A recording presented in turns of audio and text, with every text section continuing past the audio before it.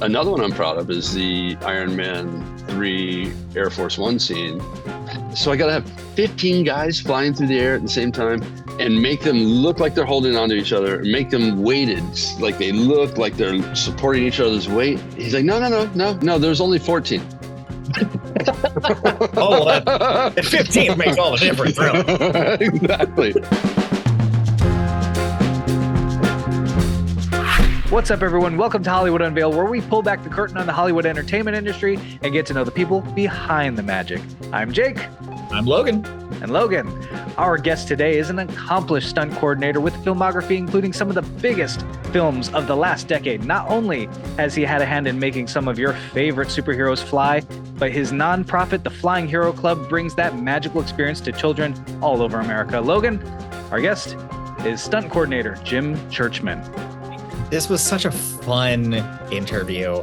You know, I know that I'm only, I loosely say knowledgeable in my own specific niche of the industry. But he was really fun to talk to about the stunts and just so open. Like, I really, really enjoyed this interview. This was a great interview. And so why don't we just dive right into it, Logan? Heck yeah. Here we go with stunt coordinator Jim Churchman. Jim, so glad to have you here, man. How you doing? I'm doing great. Thanks for having me. I'm excited. Oh, this is a blast to have you here. First off, I want to get into how you got to where you are. Where did it all start for you? What were your influences that kind of pulled you into film and stunts overall? Well, I think I have a cool story, but that's me. My dad used to build drive-in movie theaters. So I spent my entire childhood in an RV behind the projection booth in drive-ins as we literally constructed the screens. And so that was throughout into the 90s, almost 2000s, before the business kind of died. Being in drive-ins, I saw every movie that came out every summer anyway, because I was in school during the school seasons. There was a movie called Steel. AJ Bakunas was a stunt guy on that movie, and at the end of the movie there was a nice dedication to him. He died during the shooting of this movie, doing a world record high fall, about 250 feet. And when he hit the airbag, the stitching ripped and he went through the airbag, hit the second stage, but that wasn't enough to save him. He still went through the second stage to the ground, as I understand. And I'm 12 years old, and everybody in the theaters kind of sees the dedication. It was about steel construction, right? So it had a hard hat. And the way they did the dedication was cool. It showed the hard hat bouncing off the ground. And so they didn't really show the accident, but they showed that. And everybody in the theater got quiet. And I'm 12 years old, and I go, that's a job? So wow. I'm like, because I didn't connect that these are actors. To me, movies were almost real. That was so much of my life. That these are the people that they're portraying, but of course they're not. We know that. But that was my light bulb moment where I said, that's a job. And I'm like, My dad used to ride me around on a motorcycle that I still have, a 1952 BMW, used to, over the humps in the drive-ins, right? And so then I started very early. I found a motorcycle in the barn. My dad helped me buy it, and I started riding motorcycles. It became my passion and started racing. It was funny. My parents wouldn't let me play football because they're worried about my knees getting injured. They wouldn't let me race motorcycles because they're worried about me getting hurt. So at 18, I'm like, you can't say anything now. I'm 18. I went and started racing motocross, and it's kind of late to start, and I probably didn't have the talent to start, but I did notice when I crashed, I managed to get out of it without injury pretty good. So, well, truth be told, right now we're discovering that football is way more dangerous anyway. So yeah, I know. Right. I know. And that was how my interest got sparked. And then I literally met a stunt guy in a bar in Orlando at 22 years old. And of course, that's when the drive-ins were dying and all that. And I'm wondering, do I want to be in my dad's machine shop for the rest of my life? Just grinding steel started getting under my skin. And then I met this guy and then started training with him. And a year later, I was working and never looked back. I'm actually curious with that. So you say training, like I've always been curious. What is training for stunts? Yeah, well, there's a lot of it. I mean, and especially these days, everything is such a high level, right? Every discipline. For instance, me as a motocrosser, I can't do what the guys can do today. I just had it on a movie I can't talk about. I just had a guy that did 13 backflips in a night, right? Whoa. Nobody had backflipped on a motorcycle and survived when I was coming up. You know what I mean? That's just, everything's progressed so far. But anyway, our three major disciplines or four major disciplines, if you come from the motorsports world, like boats, motorcycles, cars, is a great foundation. Gymnastics is probably the single best foundation because it teaches you such body control. Any kind of martial arts, boxing, fighting, right? So those are the big ones. And so we'll get together, but just because you know how to fight doesn't mean you know how to make a fight look good on film. Because, and that was what I struggled with motorcycles. I'm like, I've spent my whole life trying to stay on these. Now I've got to become mentally okay with coming off of them or crashing them, or, you know what I mean? It is so counterintuitive. So literally that's what we're doing. We're trying to make things look real that aren't real.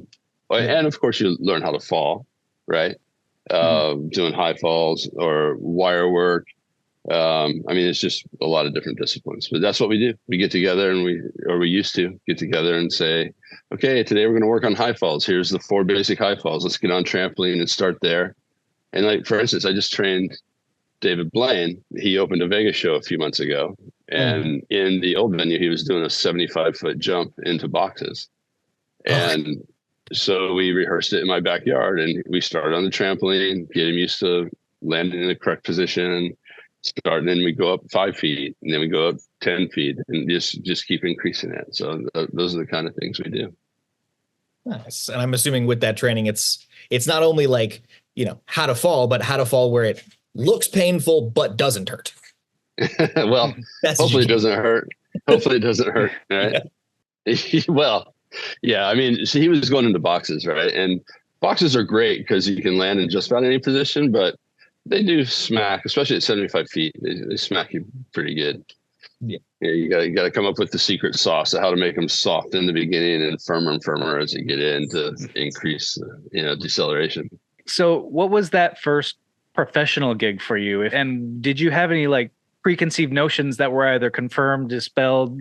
What was that like? Interesting. There was this little low budget movie that came to Orlando. I was raised in the Orlando area, just north of Orlando. And now keep in mind, I'm raised in a machine shop. I'm training in stunts. I'm getting introduced to their methods, right? To what they do. And so now all of a sudden, okay, I can build motorcycle jump ramps that we can set up. I can build ramps to flip and jump cars. I can build what are called air rams, which is something we used to use where you'd run and step on it and it'd throw you for an explosion, right? So I just started because I had it at my fingertips. I started slowly building all these things and ratchets for wire work and all that. And so this movie comes to town, and at that time, everything was about how do you get your SAG card? How do you get in the union, right? And you got to get your first gig to get in the union. So I'm training with this group of guys. I'm also doing live shows at theme parks, which was great. Orlando was great for that because we had a boat show at Universal Studios. We had a Wild West show. We've had every kind of stunt show, and there's so many theme parks in a condensed area there. So that became a great training ground. And then this movie comes along. Finally, I'm going to get my SAG card doing some motorcycle work on this movie. And then the producer messed up the SAG bond. So now the movie goes non-SAG. Well, the director looks at me and says, well, the stunt coordinator on the movie had to leave because it wasn't union. I'm not union. I'm trying to get union.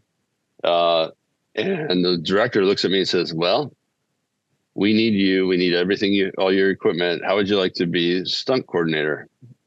Now, this is the first movie I've ever done, right? And I'm like, okay. He says, don't worry, because he would happen to be a lifetime stuntman. A guy named Jim Winburn. He was in the Stuntmen's Association for a long time. He did a lot of great movies in the 70s, 80s. And he's like, I'll keep you safe. But we need you. So what do you think? I'm like, yeah, I'm in. So I became the stunt coordinator for the very first movie, and it got released as Miami Beach Cops. Well, like in that experience, was it everything you thought it'd be just from your peripheral view of stunt coordination, or were there things that you didn't expect come up as a coordinator that you didn't have to deal with as a performer? Yeah, I mean, of course, there's a lot more paperwork, which I hate, but there's the liability side of it, and now you're kind of more responsible for making sure people are safe. For instance, in that movie, one of the doubles I knew had just not recently, a year ago, got a metal rod in his leg, and I needed a guy to jump off a roof and tackle a guy. And I'm like, Brian, I want to protect your leg. I want this other guy to do that gag for you because I don't want to risk it. Right. He's like, no. I'm like, come on. I'm like, dude, I'm your friend. I just don't want to see you get hurt. It's not worth it. So I did that. I had another guy. So making those kinds of decisions to keep personnel and production safe was a challenge, and a learning experience. So that one of the big things for me was I was doing live shows and whatnot, but now you're on a movie for 12, 14 hours a day. I was surprised at the downtime. Right? Yes. Because it's like, yeah, we're setting up. Oh, hurry up, get this ready, go. Okay, yeah, we're ready. Okay, we'll get you in about 3-4 hours. I'm like, well, and then the stunt coordinator that left the movie, he was nice to me, and he's trying to mentor me a little bit. And he's like, so they're going to be setting up their shots over there. You don't really care about that stuff. You just focus on yours. And I'm like, no, hold on. This is my first movie. I want to learn everything. Mm-hmm. So I'd take that 3-4 hours and go hang with the director behind the monitors and just absorb everything I could. Right. Mm-hmm. Kind of helps you get a better idea of how long, like when they say wait, how long do you really actually have? And then, okay, we don't have to rush this, or yes, we do need to rush this. Well, typically when they say you have a half hour, you usually got 2 hours. Yes. Right. Well, that's the stuff you learn on the set. Yeah, absolutely. It's interesting you bring that up though, because I think, and I don't want to boast about our positions, but I think as a stunt coordinator, I'm uniquely exposed to every department, from locations to the director's vision to the wardrobe that's being used and making sure it works for the stunt, to the lighting department, because we got a lot of wire work here. We got to have lights that light what he needs to light, but it can't be in the way of the wires. And so it's like you're forced to liaise with almost every single department. VFX, 100%. And actually VFX is one of my favorites. I'll be fair, because I've been in the business a long time, so I'm still a little old school. I think our best shots come from when you and I marry our professions and we take the line of where I go into where you take over, and and we make it. Every shot might be different. There might be shots where it makes sense for you to do most of it, and we just give you a start or a finish, or vice versa. Maybe we want to do this big stunt, and then you kind of finish it or augment it. So that relationship to me is very important, and I really enjoy it, because especially working with somebody who's creative, you can come up with the best stuff. Now, looking through your history, it seems like you have developed a bit of a reputation as, I don't know if this is the right name, but like a fly guy. Like you do a lot of flying stuff with your various projects. How did you become like the fly guy with the different projects? Right. Well, I was partners with a guy in Florida named John Zimmerman, who was from a circus background. He was literally in the Guinness Book of World Records through the Ringling Brothers Barnum and Bailey Circus. Right. He was a catcher for the first triple twisting double, I think, and his buddy was a flyer. But anyway, being in the circus, he did a lot of wire stuff, like just for even the setup and the support of the trapeze apparatus and all that. It's all guy cables. And I actually thanked my father too, because building the drive-in theaters, so we built ours all out of steel. But that steel has to get in the air. But my dad's cheap, so he's not renting cranes, right? So he's figured out how to pull stuff up into position from the ground using a truck and a cable system to erect everything, and then pull the sheets up. My mom would drive a truck, and he'd be, go to the line, screaming at her from the top of the screen. And so I learned the basic principles of wire rigging from those two people, John and my dad. And this was the benefit of being raised in a machine shop when I was doing the theme park stuff, I saw automated sets and stuff that had, and then I had a natural propensity for mechanics. So now when stuff in the shows broke down, they would come to me to fix them. Then I started building shows around the world. And as I'm building these shows, now we're introducing computerized winches to the live shows. And then I'm like, wow, I could use this in a movie, like to fly Superman. So I built one of the first computerized flying systems in the industry just because I was able to in my dad's machine shop, right? And few people really helped me. Terry Huber was an Allen Bradley representative who he's like, yeah, here's the hardware. Check this out. What do you think? And he kind of had the software handled. Nick Brandon, Kevin Ball, and Paul Leonard were in the shop with me for free. I'd buy them lunch every day. And I mean, for months we were building this equipment. And then the first movie I remember I tried to put it on Spider-Man 2, but I wasn't quite ready. I wasn't done, hadn't R&D'd it yet, but it was coming. I'm like, so I went and met with my friend I thought was going to get that job, but he didn't. So then it became Underworld 2. Underworld 2 was the first. Matter of fact, the first shot we did with our computerized winches was a sailor on a boat, and the hybrid creature comes in, smacks a guy out of the way, hits a guy, and it flies out. That was my first winch shot to be filmed, and it was awesome. I mean, the shot went great, but it was behind the scenes is nail biting. Right? Yeah, I have that shot in my head. Yeah, he swoops down, swats someone out of the air, and then tackles a dude out of frame.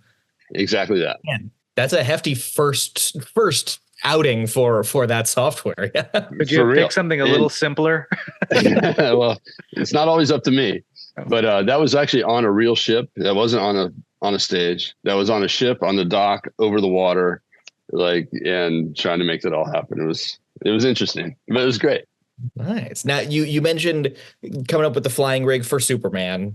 Now, looking through your filmography, I'm curious because I'm a big old superhero nerd. So between characters like Iron Man, Doctor Strange, Captain Marvel, Magneto, are there different approaches for how you will tackle their flying styles, or do you just kind of have a basic starting point for all of them? The hardest thing in the superhero world is, and Jake would probably attest to this, there are 10 characters in one movie that go like that. And 10 different things happen. And it's like, what can we do that's different? Because it's been so done. You know what I mean? Like I did Man of Steel. When I first got on, I'm like, okay, we're finally doing a Superman movie.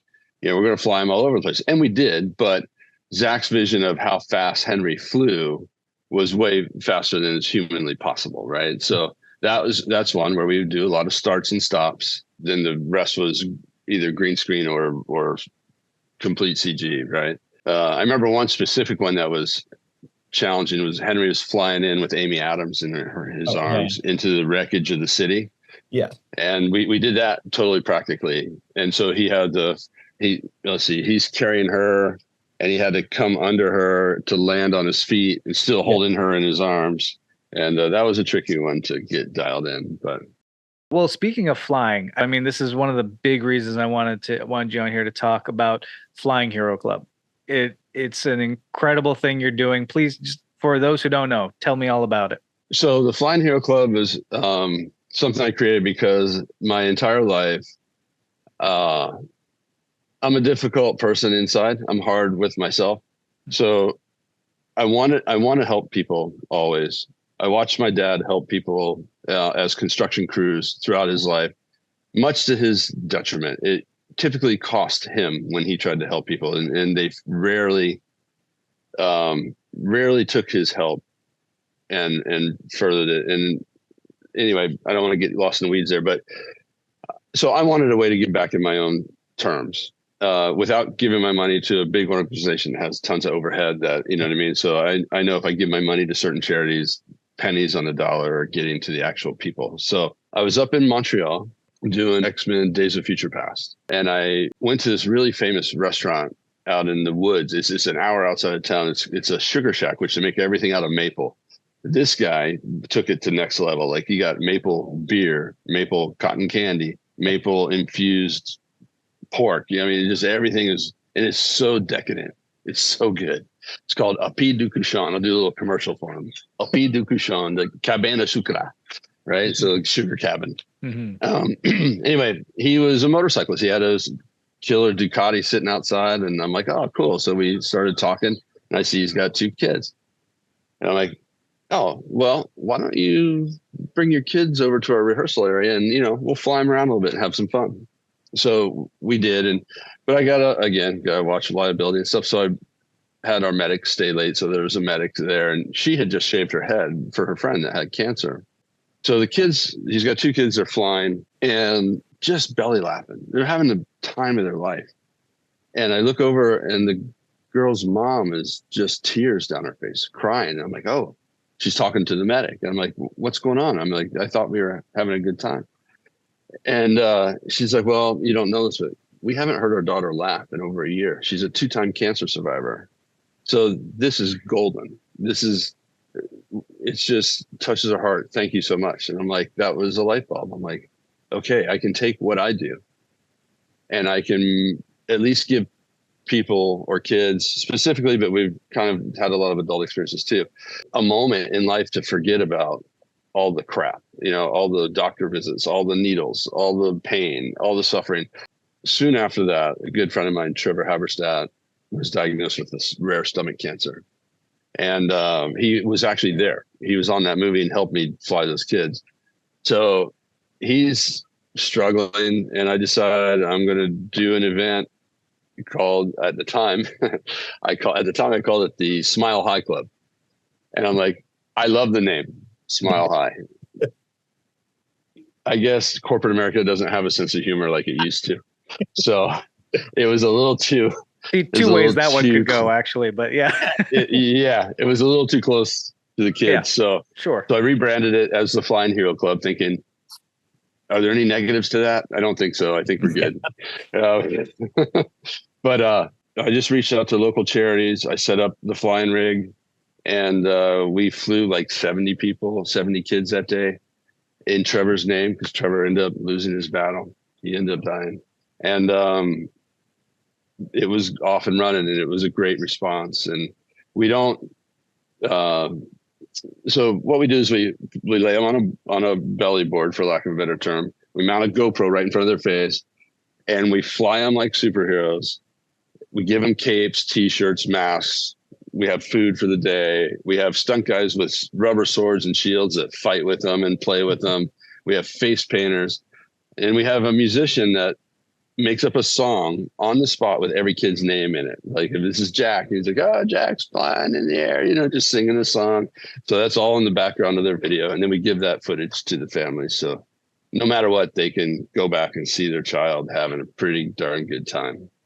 All right, I'm just going to pause here so I can go cry for about 20 minutes. And, I know. But if you watch my videos, I cry all the time. I watched a couple of your videos, and I was fine. And then, however, somebody edited this next one that I watched, I was like, oh God. Yeah. Well, I've actually got great news. I just had a donor give me a little bit of funding. I'm going to make a TV show out of it. Fantastic. So we're going to have a Flying Hero Club reality show. I don't know what platform it's going to be on yet, but obviously I'm going to go to Netflix, Amazon, maybe Discovery Plus. As you said, we have emotion, right? We have the sadness, we have the joy. But for me, I'm like, if I'm going to make a TV show, what is it? What's its purpose? What's it there for? What are we achieving with it? Yeah. And as I've met these families and these kids, and then we've flown over 700 kids to date. Done 11 official events, a couple unofficial events. COVID took some time away from us, which was unfortunate. But meeting the families, a lot of them, and it doesn't make sense to me. A lot of them go broke just trying to keep their kid alive. Like the medical system is geared in such a way that it hurts. And for instance, in June, I'm filming this girl named Cody Mendenhall. Well, when she's about to turn 18, she's got cerebral palsy. She's wheelchair bound. She's non-communicative, but she's got this insane adventurous spirit. That's why I chose her. And she goes rock climbing. She goes snowboarding. She's whitewater rafting. She's all this stuff, and she's in a wheelchair. You know what I mean? So, yeah. But when she turns 18, by law, and I don't want to misquote, so I could be incorrect, but it's when she turns 18, she's only allowed to have $2,000 in assets, or she loses Medicaid. And it's like, well, how can that be? It's because she, even though she's all these things, she has these challenges. She's actually done a TED Talk with her mom. Yeah. She types, she communicates through the computer. She's really intelligent. So, and she at some time might want to get a job doing something, but she won't be able to unless she forfeits medical services. So I don't know. It's just, I think if I can raise awareness enough, and enough people see a show like that we can start to cause change. And like I said, I've met enough people in the industry that I know.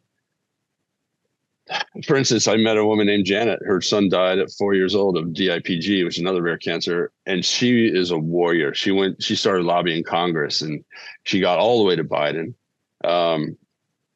And it's something like 4% of research for all cancers is childhood cancer, just 4%, which seems lopsided. Like, it seems like it's not enough. So I don't know what I can change, but I'm going to try to change something for the better.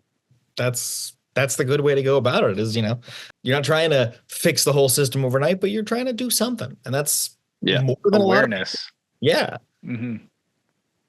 Gonna give it a shot. Let's see. Yeah. Hopefully the show's good. Yeah. I can't wait to see it. if the footage we've seen of it is any indication of just the events you've did, it'll be spectacular. I will point you to a YouTube video I did called Super Moms. And this girl's name was Sunny. She was from our first event. We did it just as wanted to get to know a slice of their life and what it was like. Unfortunately, I wasn't able to be there the day we went to their home to film them. But man, it was like almost it seemed therapeutic for her. She got to share her story, share what her daughter's going through. And I remember she opened up with the first thing I learned. Her daughter had cancer, who has made a full recovery, which is amazing. Yeah. But Sunny said, the first thing I learned was to buy waterproof mascara. Mm. Yep. And like that said everything, right? It's like her journey going forward was going to be full of emotion, right? But I'm so happy her daughter's recovered. It's great. What's up, everyone? I'm just dropping in to say thank you so much for tuning in. We really appreciate it. And if you're enjoying the show, be sure to let us know. If you're on YouTube, that means hitting like and subscribe. And if there's somebody you think we have to have on the show, or maybe there's a movie you want us to pull the curtain back on, let us know in the comments. We'd love to hear about it. And if you're listening on the other platforms, please be sure to give us a rate and review. It really helps. Now, back to the show. When it comes to stunts, I think it's safe to say that adding it as a category to the Oscars has been way more in the conversation lately than it has been kind of in years before. So to start that off, I wanted to kind of flow this by you. So I was talking to a friend the other day, brought up how this was, it's like, oh yeah, we should totally get stunts put in there. It's the only job on a set where if you have a bad day, you can die. I think that is enough, makes it worth it enough to add a category. And this friend said they were worried about that because they thought smaller productions might then do more dangerous stunts and get hurt or die just to kind of qualify for a best stunt. Does that seem like much of a worry when it comes to the possibility of it taking that next leap? Because I know there are stunt awards already. Yeah, there's stunt awards already. I don't really agree with that argument because it's not like I'm a stunt guy or a coordinator and I say, I'm going to make up this stunt's the most dangerous stunt ever done in the world. Yeah. And we're going to do it on this $2 million movie. Well, there's 20 people ahead of that are no people, right? So it has to be vetted through the insurance company. It has to be the producer, right? The studio or whoever's the money behind the movie. I mean, there's the first AD. I mean, it's just, And I was recently shut down on something I wanted to do. We wanted to fly a special forces team under a helicopter, 6 of them, and we wanted to fly them for real. And the studio just said, no, we think we don't want to take that risk. So now I'm forced to create wire rigs to simulate it. And we did. And I don't know what it's going to look like yet, but I don't know that argument's that valid. The problem is the needle in the haystack will happen somewhere and everybody will focus on it and say, see, we told you. Yeah. Right. But that accident probably would have happened anyway. I don't think people are going to be gunning for super dangerous Oscars, because in the end, stunts are still a story, right? So I don't know that the guys that even win the stunt awards that we do, I think they win because they've told a better story of whatever the action is at that moment. Like, for instance, hardest hit. How do you, like, there could be somebody who could literally get hurt because they got hit really hard, or the guy that wins this thing is probably did a stunt correctly that looked really hard but didn't hurt him. You know what I mean? So we're still storytellers, and it's interesting. I've wondered why we've been so, it feels shunned, right, from the community. And I think there's a lot of reasons for it. I don't know if a stunt guy somewhere upset a studio head and or whatever, that could be. I do know stunt people are highly emotional sometimes, especially through my Flying Hero Club. I've found they have huge hearts, right? But sometimes that level of caring, when you care about your job so much, it comes out emotionally. So maybe somebody struck a chord wrong somewhere. I don't know. But when I try to talk to people that are in those positions, why they think, somebody like in the Academy or even in BAFTA, I had a conversation with somebody in BAFTA. Like, why do you think that BAFTA and the Academy don't have awards for stunt people? And the response I got on both sides was, well, because it's not really art. I'm like, I think you're really, really wrong. I think you are so wrong. Like, what we do, you can absolutely have a good or bad fight scene. You can absolutely have good or bad wire work. I mean, it's all art. It's just a different vein of telling the story. It's the physicality of everything, like a Buster Keaton, or what I mean? It's like, that wasn't art. Like, looking back at Buster's old stuff, like that's definitely art. Like, that's right. And how do you look at any part of this and not any part of this industry and say that's not art because you're contributing to art?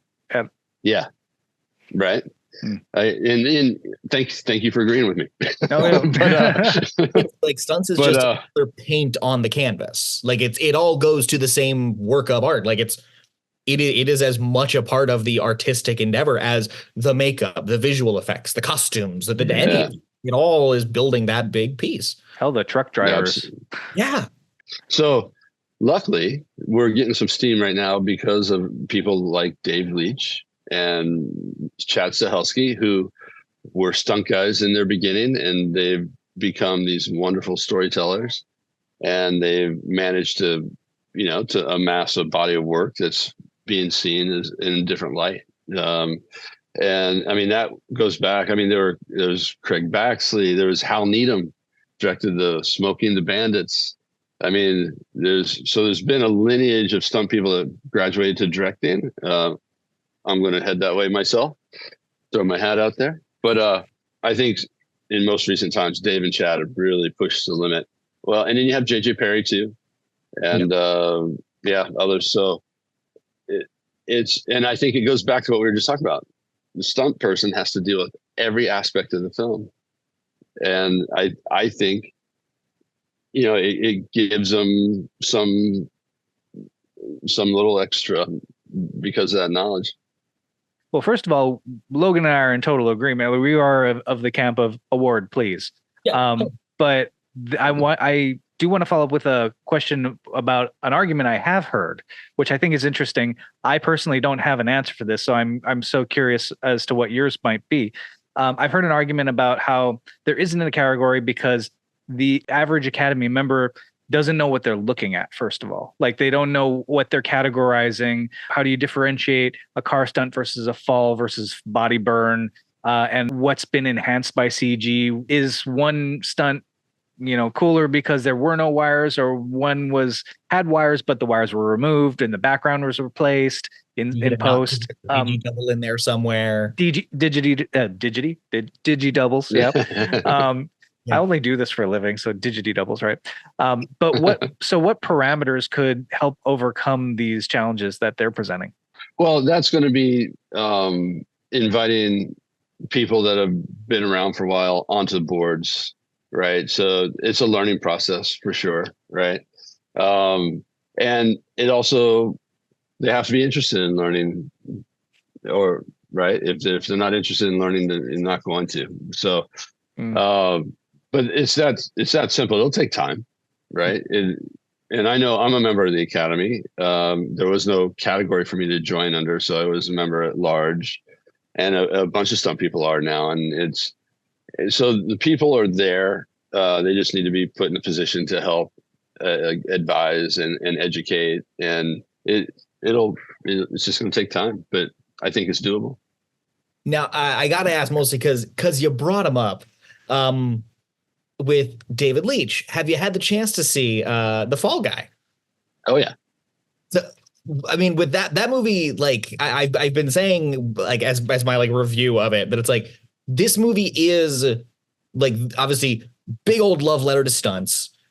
Sure. Also, I feel like is a good showcase for why it has Oscar potential, because you see just the whole gamut of the different stunts that can be done all in this one movie. Right. So for me, the movie was just fun, right? It was, I thought, really well done. It reminded me of why I want to go to the theater and see a movie, because it was just an escape from reality. It was a good time. Now, is it 100% accurate to what takes place in the stunts on the set? No, because as we all know, there's a lot of downtime, and you can't pack 8 hours of downtime into a 2-hour movie, right? But I thought Dave did a really good job. Matter of fact, I was just at a panel of screening of it, and Dave and Matt Sloan. Do you guys know who Matt Sloan was? He was the effects supervisor on it. Matt Sloan. It was a VES screening, and they had a questionnaire, afterwards, and. Dave sees me in the audience. He's kind of chuckling to himself. He's like, any questions? So I raised my hand. My favorite part about that movie was Dave's progression, because obviously I'm a fan of his work. We've been friends for a long, long time. And I just see where, obviously they had a hit with John Wick. Yeah. And that opened the floodgates for him, and they both went their ways and have really done well. But with Dave loves comedy. Yeah. I can see it in his filmmaking. And for instance, the progression from, well, I don't know if there's much comedy in Atomic Blonde. Maybe there was, but certainly Deadpool had a lot of comedy in it.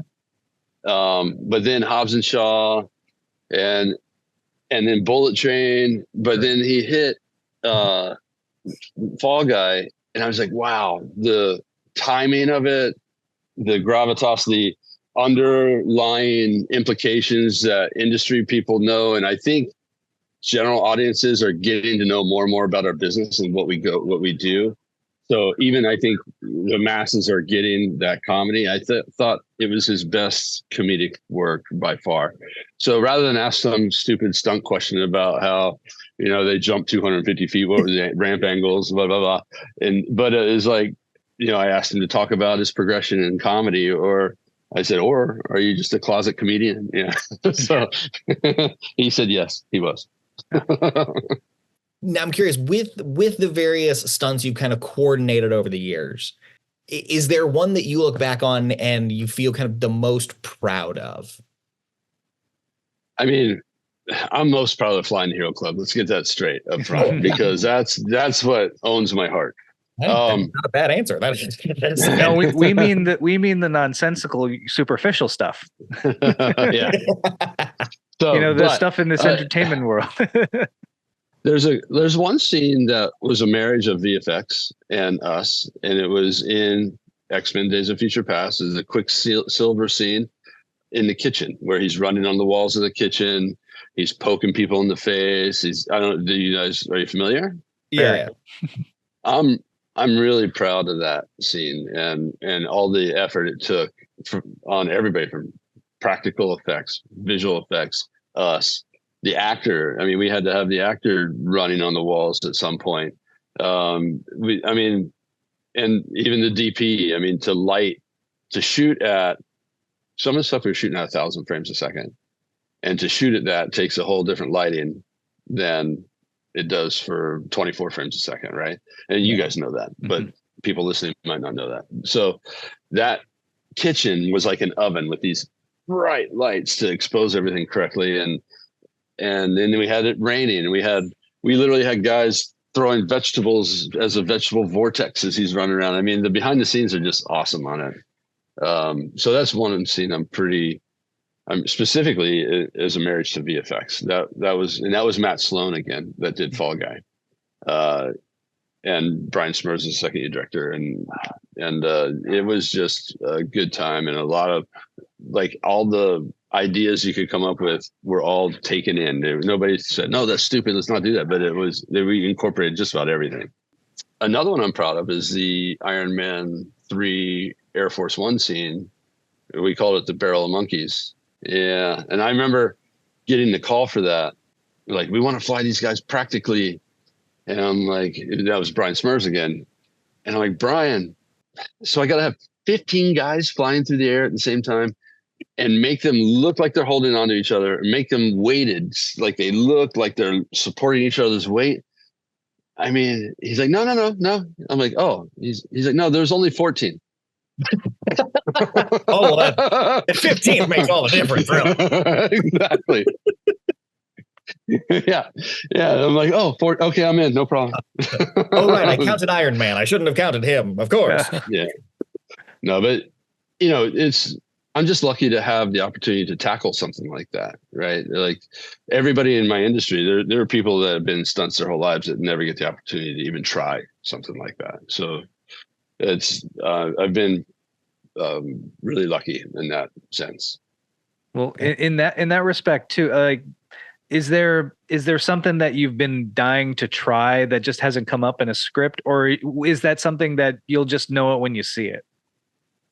Well, yeah, everything's script based, right? And I get asked that question a lot, and I think because I've been able to do a lot, I don't have any golden egg out there, except did you guys see my buddy jumped 25,000 feet with no parachute? Did you see that? That was my next question, actually. Let's talk about that. Okay. So that was probably the single most gratifying day of my career. Obviously, because my friend lived. So, but that was a great opportunity to push the envelope and to see what we could accomplish. So I do have another one going that we are pushing. I just can't talk about it yet. As soon as I can talk about it, I'll call you guys. We'll release it here. What do you think? Oh, I'd love the exclusive. I'll tell you, it's a car event, and on Luke's Fall, we got 1.8 billion media impressions in 3 days, which is pretty good. Decent. I think we're gonna triple it. All right. So that's the level that we're on. I mean, you thought that was crazy. This is awesome. I can't wait. But I can't talk about either. The next thing after that scares me. So we put them together. That's exciting. That's exciting. Yeah. So actually, I'm kind of curious with stuff like, these upcoming stunts that you've got, and the big skydive, with the no parachute, like that definitely seems to harken back to like the old stunt show kind of days. Or Evel Knievel would be the most relevant, maybe. How, like, is that legit? Like, just something where you're just like, you know what? 6 months from now, I'm doing a stunt. Like, how does like putting something like that together kind of come about? Well, again, because everything's pushed so far in every genre, now it takes a lot of money to do those things. Doing Luke's Fall was not inexpensive. It was a lot of money on the line for the sponsors and whatnot. And this one's a little more expensive. So it's just, I think, like, look, Elon launched his car into outer space. I think that cost him a little bit of money, right? But it worked, So it's just the status of the world is the human spirit has pushed everything so far. It just seems like there's no easy wows anymore. You know what I mean? It's like, it's got to be spectacular. And Evel Knievel used to be spectacular. I mean, he was. I grew up loving that dude, right? He was the biggest thing at the time, especially. Yeah. And but he didn't get it right a lot. He paid the price, really. He paid. The hospital bill, you mean? Yeah. Poor guy.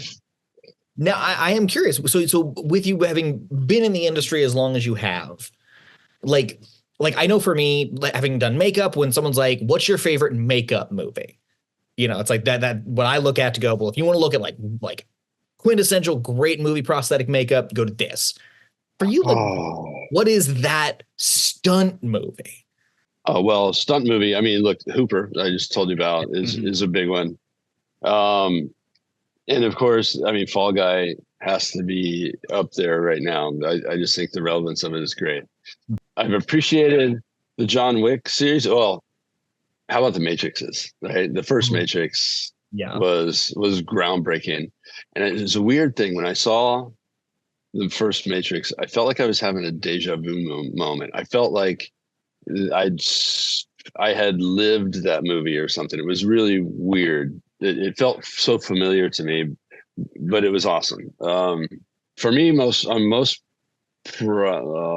love what we did with the first Doctor Strange. I thought we did a lot of good stuff in that. Obviously, Iron Man's.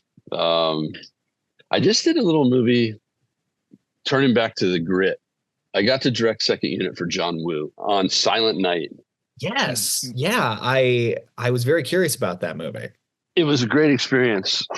John's a legend. Obviously, he really embraces the stunt department in general. And to try to pull off a movie with no dialogue, that was a really heavy weight on Joel Kinnaman. Joel, I think, was perfect for the role. I mean, he did so good. But it was a really small movie we did in Mexico City. I was lucky. I have a lot of friends that are really good at what they do, and we kind of teamed up and made something that's I think it's kind of special. And it had good action. It had good action in it. How much do you say rely on what other people know in your departments? I mean, like when you're overseeing everything, you're maybe not the guy that knows every single department, or are you? Or how much do you rely on other people and what they bring to the table? Right. I think that's what is a big difference from a good stunt coordinator or a not so good stunt coordinator, is being open to others, because we're kind of famous for having egos, and I know I love coming up with the answers, but if I'm doing a big studio superhero movie, I've got a big plate. There's a lot of plates spinning. And if I can say, this guy's the best at what he does, I'm going to trust him to do that. And then I just make sure they have what they need. I'm facilitating if they need this wall padded, or if they need this ground shoot up here, or whatever they need, I'm making sure they get what they need. So I just think we're doing so much of it. We're doing such big things these days. No one person can do it all, right? So you've got to have a good team. You just have to, and you got to trust them. And then part of that trust is letting them do it their way. And that's tough for me sometimes. but I try. Well, man, thank you so much for being here. I mean, we covered a whole lot here, and I really appreciate your time. And it's always great seeing you again. Where can the people find you, and especially where can they find the Flying Hero Club? Yeah, I'm on Instagram and Facebook just under my name, but the Flying Hero Club is Instagram, Facebook, and the website, flyingheroclub.com, which is, again, just me. So it's shamefully behind But that's the best place. FlyingHeroClub.com. Flying Hero Club on Instagram is probably the best thing. Great. And is the organization open to donations if people are interested in helping out? Yeah, there's a donate button on the website. I don't push it. I'm horrible at asking for money. Okay. But I would certainly appreciate it. It all goes. I've never paid a salary. I've had to start the organization at 17, and all the money that's come in has gone directly to bringing events together and bringing kids together. And I've never paid anybody a salary, never taken a penny of a salary myself. So I think what we do does cost a lot of money, especially in travel and hotels and making that kind of stuff happen, because the specialty people have to be there for it. But every penny that comes in goes to that. That's incredible. And I would encourage people to go check it out. And if they can, donate, please. If you're not going to push it, I'll push it. So thank you. I need people like you. I don't know what kind of reach we've got, but I'm happy to try.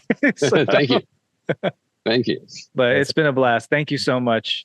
Amazing. Yeah. You got it. Nice to meet you, man. Yeah, nice to meet you too.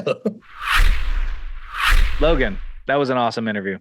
It was, like, honestly and truly, like, I learned a lot, and I feel like it certainly has a lot of info that I'm going to be like, give me movies I got to go check out now.